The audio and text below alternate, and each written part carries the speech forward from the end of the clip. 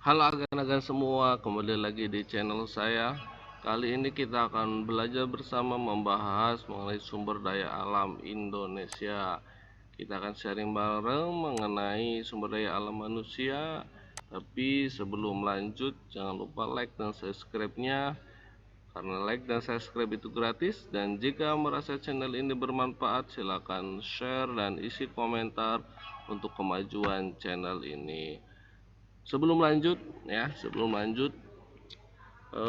bagi teman-teman atau agan-agan semua yang di sana yang memerlukan materi ini, silahkan bisa kunjungi di cararifin.blogspot.com ya. Ini saya polkan ya, sudah saya blog dalam dunia penjas ya.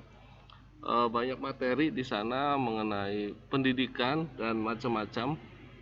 Silakan bagi agan-agan yang perlu materi, silakan. Ini masih artikel saya di 2016 ya, masih di 2016 yang isinya masih acak-acakan, belum beraturan ya. Mungkin di luar sana banyak yang bertanya. Sekali lagi saya jelaskan kok kenapa membuat konten seperti ini ya. Karena ya saya pribadi, sekali lagi, saya lebih mudah menangkap dengan sharing, dengan ngobrol atau bertukar pikiran. Itu lebih mudah dengan mendengarkan dibandingkan dengan membaca. Jujur saya kesulitan dalam membaca. Jadi harus beberapa kali membaca baru bisa diserap apa isi di dalamnya atau materi dalam buku itu. Jadi saya berbagi dengan metode seperti ini ya, atau konten seperti ini. Barangkali agan-agan semua yang di sana ada yang merasa kesulitan. Sumber daya alam Indonesia ya. Sumber daya alam Indonesia adalah kekayaan alam yang ada di bumi Indonesia, baik di laut, darat, dan di dalamnya. Sumber daya alam dikelompokkan menjadi dua ya.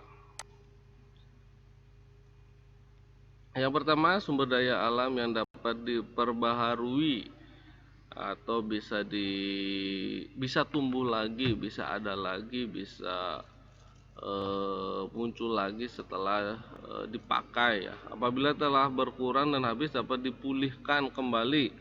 Contohnya udara, air, hutan, dan hewan ternak ya. Kalau hewan ternak ini mungkin bisa gampang kayak ayam, telur, jadi bisa lagi. Sumber daya yang kedua, sumber daya alam yang tidak dapat diperbaharui ya. Apabila telah berkurang dan habis, tidak dapat dipulihkan kembali. Terdapat banyak di perut bumi ya, macam-macam, barang logam, emas, besi, perak, batu bara, minyak bumi ya, tambang mineral, kapur, fosfor ya. Ini memerlukan waktu yang sangat lama, ratusan tahun mungkin ya, ratusan tahun waktunya. Beda sama yang diperbarui kayak hewan ternak, itu beberapa bulan untuk bisa siap dikonsumsi kembali. Selanjutnya, penghasil sumber daya alam di Indonesia ya. Pertanian ya, ini yang pertama padi udah menyebar di Jawa, Sumatera, Bali ya. Ini mungkin pengkelompokan ya, sesuai dengan daerah dan jenisnya. Nah, kedelai Sumatera dan Jawa, kelapa Sumatera, Kalimantan, Sulawesi, jagung Nusa Tenggara, Sulawesi ya. Mungkin ini sesuai dengan daerah iklimnya ya, kayak misalnya kayak Nusa Tenggara, Sulawesi, karena mungkin di sana daerahnya panas, jadi mungkin tumbuhannya pun yang kuat dengan panas kayak jagung dan lain-lain. Perkebunannya coklat Sumatera dan Jawa, nah, kopi Jawa, Sumatera, Sulawesi, teh Jawa, Sumatera, cengkeh ada di Maluku, Sulawesi ya. Hasil laut ya, kalau hasil laut ini karena negara kita ya, karena dunia pun ya, kebanyakan dikelilingi oleh laut ya, bukan hanya di Indonesia. Sedangkan di Indonesia karena kita negara kepulauan, jadi banyak lautnya, lebih panjang lautnya. garam Madura, kerang Kepulauan Aru, ikan Sumatera, Sulawesi, Papua, rumput laut ada di Jawa, udang ada Kalimantan, Sulawesi, Maluku, serta Papua. Nah, apa sih manfaatnya ya? Manfaat sumber daya alam ya. Di sini sumber daya alam sangat dibutuhkan untuk kehidupan manusia ya, sangat, karena manusia membutuhkan atau sangat bergantung pada alam, tapi alam nggak bergantung pada kita karena kebanyakan kita manusia ya akhirnya merusak alam sehingga alam pun membalasnya dengan kejadian-kejadian kayak tanah longsor, banjir dan lain sebagainya ya.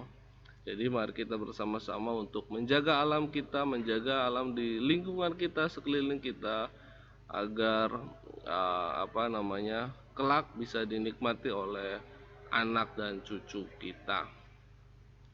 Manfaat sumber daya alam secara umum, antaranya yang pertama sumber daya alam biotik atau tumbuhan hewan, bahan sandang, pakaian, bahan papan atau rumah, bahan industri, bahan perhiasan.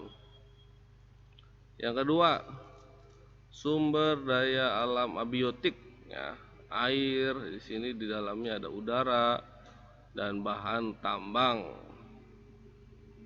Kalau mungkin yang satu yang bisa diperbaharui, yang kedua ini yang tidak dapat diperbaharui. Contohnya batu bara bermanfaat untuk bahan bakar, pengawet kayu ya, besi, manfaat industri mesin, konstruksi, minyak bumi bermanfaat untuk apa aja, di sini ada buat bahan bakar ya, bensin, minyak tanah, solar ya, tembaga ya, di sini peralatan industri, gas alam bermanfaat untuk bahan bakar ya. Ini semua ini kita harus pakai secara bijak ya. Sekali lagi harus bijak, harus bisa diatur, karena kalau habis gas ya itu kita akan sulit juga ya. Sekarang sudah enak memasak, tinggal strek pakai gas sudah beres. Selanjutnya cara melestarikan sumber daya alam. Yang pertama penggunaan secara hemat ya. Jadi semua pun harus berhemat ya, jangan berlebihan sesuatu tuh ya. Entah itu dari makan atau penggunaan ya. Yang kedua mencari bahan pengganti untuk sumber daya alam yang mudah habis ya. Jadi harus punya alternatif lain selain kayak gas ya, harus punya alternatif lain selain gas ya. Mungkin kayak balik lagi, apakah bisa balik lagi dengan kayu dulu, mungkin bisa, tergantung kitanya aja mau atau tidak untuk kembali lagi. Yang ketiga, melindungi dengan membuat peraturan dengan memberikan hukuman berat yang melanggar ya. Ini khususnya kayak hutan ya, hutan konservasi, hutan lindung ya, cagar alam ya, itu harus dilindungi benar-benar, karena itu selain untuk alam sekitar, untuk mencegah banjir, juga kebutuhan oksigen kita ya, oksigen. Yang keempat, mengolah limbah agar tidak merusak lingkungan ya, ini sudah pasti karena plastik sangat lama sekali perurainya, harus jadi bisa diolah. Reboisasi hutan ini juga sangat penting karena kalau apabila hutannya gundul ya itu sangat berbahaya sekali ya. Yang keenam, pembibitan dan penyilangan hewan yang hampir punah ya. Yang terakhir, mempertahankan cagar alam dan suaka marga satwa ya. Karena ini kenapa harus dipertahankannya? Sekali lagi karena itu sumber oksigen dan untuk bermanfaat lingkungan sekitarnya. Mungkin seperti itu aja sharing kita kali ini. Semoga bisa bermanfaat. Silakan share jika merasa konten ini bermanfaat, dan isi komentar di bawah agar bisa memajukan channel ini. Jangan lupa like dan subscribe-nya karena itu gratis ya. Terima kasih. Salam literasi, sehat jasmani.